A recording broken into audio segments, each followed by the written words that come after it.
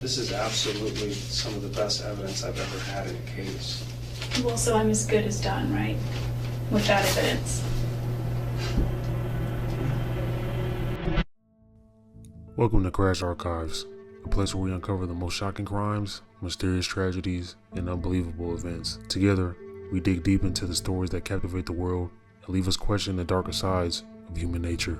In today's episode, we explore the infamous crime of Jodi Arias and Travis Alexander, a story of love, obsession, and betrayal that ended in a brutal murder. A chance meeting at a business convention, a whirlwind romance turned sour, and a shocking murder that captured the world's attention. This is the story of Jodi Arias and Travis Alexander. In September of 2006, Jodi Arias met Travis Alexander at a business convention in Las Vegas, Nevada. Their connection was immediate. He made me feel like a very beautiful person on the inside. When I first started, you can imagine, the first thing I would hear a lot of is, by the way, he's single. And I'd be like, that's right, I am. Maybe he's gonna get me. We got to know each other through hours upon hours of phone conversations. We just discovered a lot of common interests and grew close. By November of that same year, Jodi took a significant step. She was baptized into the Mormon faith, aligning herself with Travis's church and beliefs. Travis Alexander was Mormon, and Jodi Arias was not. If anyone is even remotely familiar with the Mormon beliefs, no sex before marriage.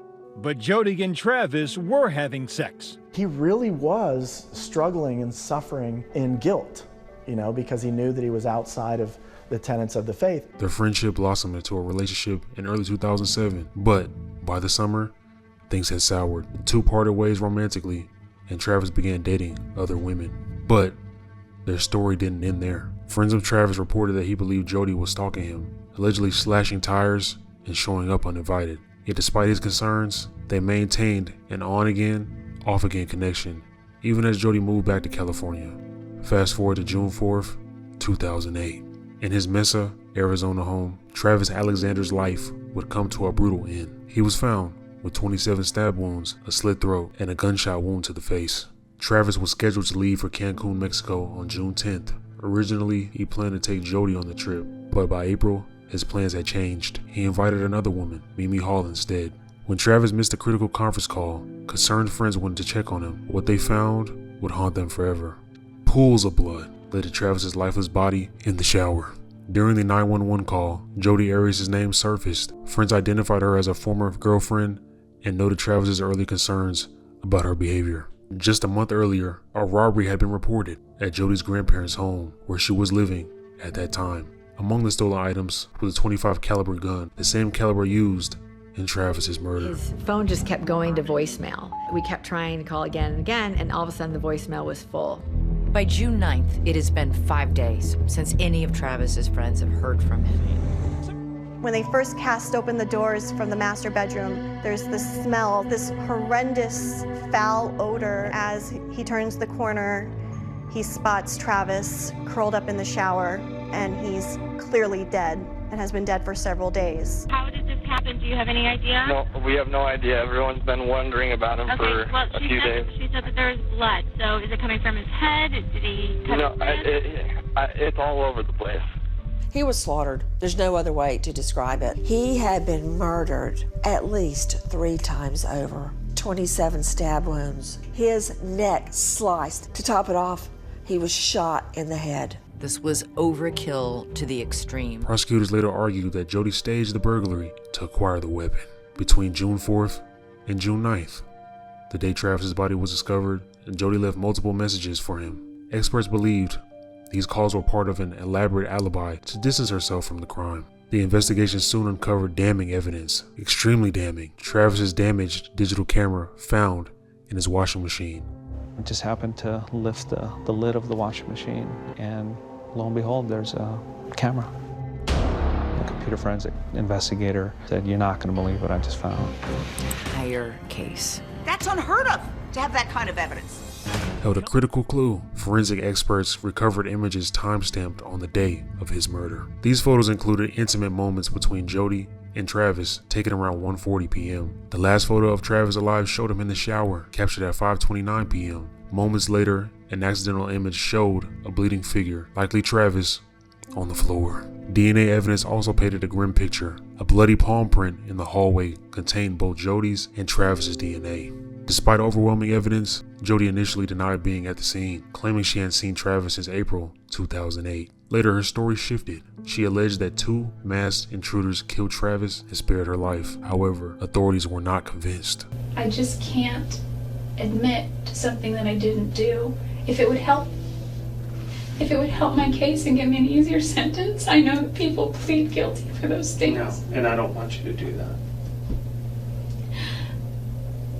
That is the absolute last thing I want. Well, I know what I want to do is I want to sit here with you and I want to go over why you visited him that day, what you guys talked about, what caused you to get so angry, and the details on how it happened.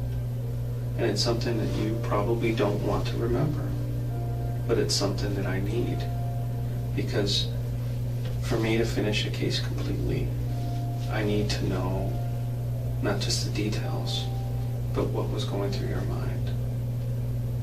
Because I need to present that as a full picture.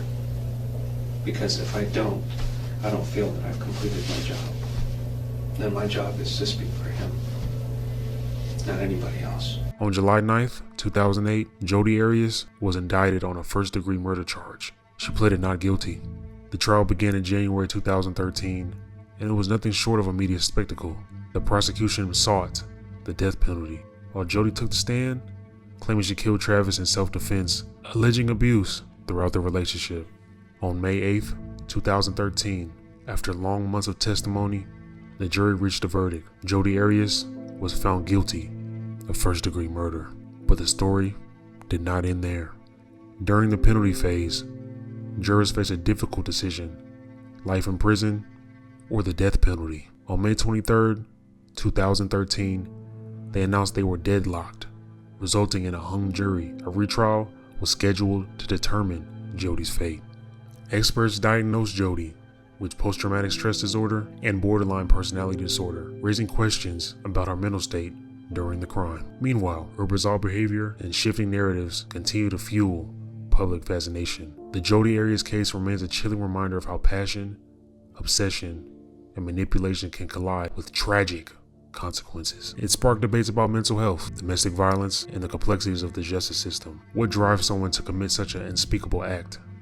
And how do we as a society balance justice with understanding? This has been Crash Archives. Thank you for watching. Don't forget to like, comment, subscribe, and join us next time as we explore another case that shocked the world. Do not let obsession take over your body, your mental, and your soul. See you guys in the next episode. Love.